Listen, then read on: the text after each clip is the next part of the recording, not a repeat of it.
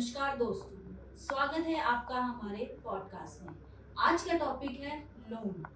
आप में से बहुत सारे लोग सोच रहे होंगे लोन लेने के लिए और बहुत सारे लोगों ने लोन ले लिया होगा लेकिन रीपे नहीं कर पा रहे। तो आज इन्हीं सब टॉपिक पे हम डिस्कस करेंगे कि क्या है pros and cons of loan और अगर आप डेट ट्रैप में फंस गए हैं तो उससे निकलने के तरीके। इन सब के बारे में डिस्कस करने के लिए आज हमारे साथ हैं सूरज, एक लीगल एक्सपर्ट जो हमें इन सब के बारे में बताएंगे। चलो शुरू करते हैं आज का episode. Welcome Suraj to our channel. तो मेरा सबसे पहले सवाल आपसे ये है कि लोन लेना चाहिए या नहीं लेना चाहिए, क्योंकि आजकल लोगों की बहुत सारी बेसिक ज़रूरतें हैं जिसे पूरा करने के लिए वो लोन लेते हैं।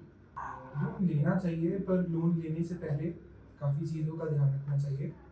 क्या आप लोन दे पाएंगे अगर आपकी जॉब चली जाए? क्या आपके पास इतने एसेट्स, क्या आपकी इतनी लाइबिलिटीज़ हैं कि फिर भी आप एक लोन सपोर्ट कर सकते हैं या नहीं? अगर आपके पास इतना एसेट है, इतना अगर आपके पास बैकिंग है या इतनी आप सिक्योर्ड हैं एक स्टेज पर कि आप लोन दे सकते हैं और उसकी रिपेमेंट कर सकते हैं इवन दो आपकी जॉब चली जाए, तो आपको लोन लोन लेना चाहिए अगर आपको सही में बहुत ज़रूरत है। और आप आजकल हम देखते हैं कि बहुत सारी ऑनलाइन ऐप्स हैं जहाँ से आप बहुत इजीली लोन ले सकते हैं। आपको डॉक्यूमेंटेशन देने की भी ज़रूरत नहीं। ये किस तरह के लोन है?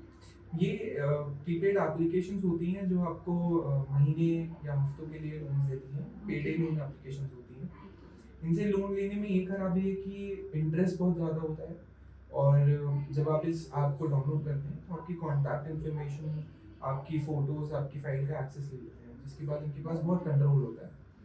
तो इनसे लोन लेने से अच्छा है कि आप लोन ही ना लीजिए, क्योंकि अगर आप इनको डिफ़ॉल्ट करते हैं तो ये बहुत डिफरेंटली मूव करते हैं देन एनी बैंक और एनबीएफसी। तो जैसे कि बहुत सारे लोग हैं जो लोन डिफ़ॉल्ट कर देते हैं, स्पेसिफिकली आजकल क्रेडिट कार्ड बहुत लोग यूज़ करते हैं, तो उसके स्पेंड्स इतने ज़्यादा हो जाते हैं कि उनको रीपे करना उनके लिए मुश्किल हो जाता है। तो उससे कैसे बच सकते हैं? अपनी लाइबिलिटीज़ और अपने मंथली एक्सपेंसेस को मैनेज करना, और जो भी आपकी सैलरी, जो भी आपकी इनकम है, उससे कट डाउन एक्सपेंसेस पे मैनेज करना सारी चीज़ें, और उससे अपना सब कुछ सेविंग्स वगैरह करना।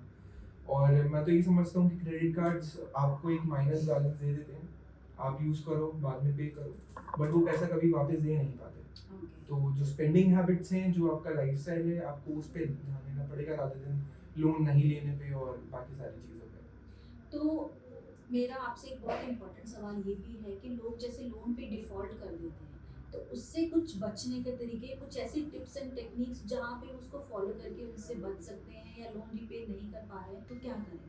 अगर आप लोन रीपे नहीं कर पा रहे हैं, और अगर ऐसा हो रहा है कि आपको इन शॉर्ट बहुत ज़्यादा प्रॉब्लम हो रही है लोन को वापस देने में, तो आप बैंक को अप्रोच कर सकते हैं।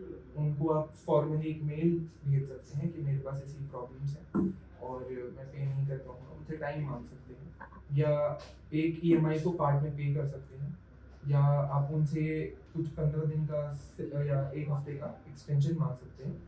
जनरली जो भी बैंक्स होते हैं ये आपको 2 से 3 महीने का टाइम दे देते हैं, क्योंकि 3 महीने एनपीए होने में लगते हैं, which is non performing asset. और जब तक आप एनपीए नहीं होते तब तक आप बैंक की बुक से बाहर नहीं जाते, आप बैंक के पास ही रहते हैं, तो आप 3 महीने तक का एक्सटेंशन ले सकते हैं। ओके। अच्छा, मुझे आपसे एक और सवाल पूछना है कि कितने टाइप्स के लोन होते हैं? लोन बहुत टाइप्स के होते हैं, वैसे तो जनरली जो मार्केट में फैला हुआ है उसके हिसाब से सिर्फ 2 टाइप के लोन होते हैं, सिक्योर्ड और अनसिक्योर्ड। सिक्योर्ड यही जिसमें हम कोलेटरल देते हैं, हम बैंक को जैसे कागजात दे दिए अपनी प्रॉपर्टी के, या आपने गोल्ड लोन लिया तो गोल्ड दे दिया, तो ये सारी सिक्योर्ड होती है। अनसिक्योर्ड लोन जो आजकल बहुत ज़्यादा अवेलेबल हैं, जो रेडीली अवेलेबल है, जो आप कॉल करके भी ले सकते हैं, वो पर्सनल लोन्स, क्रेडिट कार्ड्स और छोटी छोटी आप लोन्स जो आप ले सकते हैं, वो सब इसी में आते हैं अनसिक्योर्ड में। अब मुझे आप ये बताइए कुछ कौन सी ऐसी आदतें हैं एक लोन जो बोरोवर है उसने लिया है अगर लोन, उसको वो फॉलो करे ताकि वो एक डेट ट्रैप से बच पाए और अपनी डिफॉल्ट्स ना कर पाए? अपने एक्सपेंसेस को मैनेज करना, ओके। अपनी इनकम को और अपनी सेविंग्स को एक लिमिटेड वे में स्पेंड करना, और अपनी सेविंग्स को और ज़्यादा प्रोटेक्ट करना। अगर आप लोन लेने जाते हैं तो आपको ये मद्देनज़र रखना पड़ेगा, अगर आप एक प्राइवेट सेक्टर में हैं, कि आपकी जॉब जा सकती है, आपके पास एक फिक्स्ड इनकम नहीं है। अगर आपके पास 2-3 ऑल्टरनेटिव सोर्स ऑफ इनकम है, उसके बाद ही आप प्लान कीजिए कि आप हर मंथ कितना आप ईएमआई निकाल सकते हैं। अगर आपकी सैलरी भी चली जाए, उसकी जगह आपकी जो फिक्स्ड इनकम या आपकी जो सेविंग्स है, वो कितना आप यूज़ कर सकते हैं लोन की ईएमआई देने में, और कितना ज़्यादा लोन लेना इम्पोर्टेंट है आपके लिए। मेडिकल एक्सपेंसेस हैं, बहुत सारी चीज़ें हैं, उनको ऑल्टरनेटिव भी हो सकता है रादर देन एक लोन ही लेना। बट लोन की अगर ज़रूरत है तो आपको बहुत सारी चीज़ें मद्देनज़र रखनी पड़ेगी। थैंक यू सो मच सूरज, आपने इतने अच्छे इंसाइट्स दिए हमें।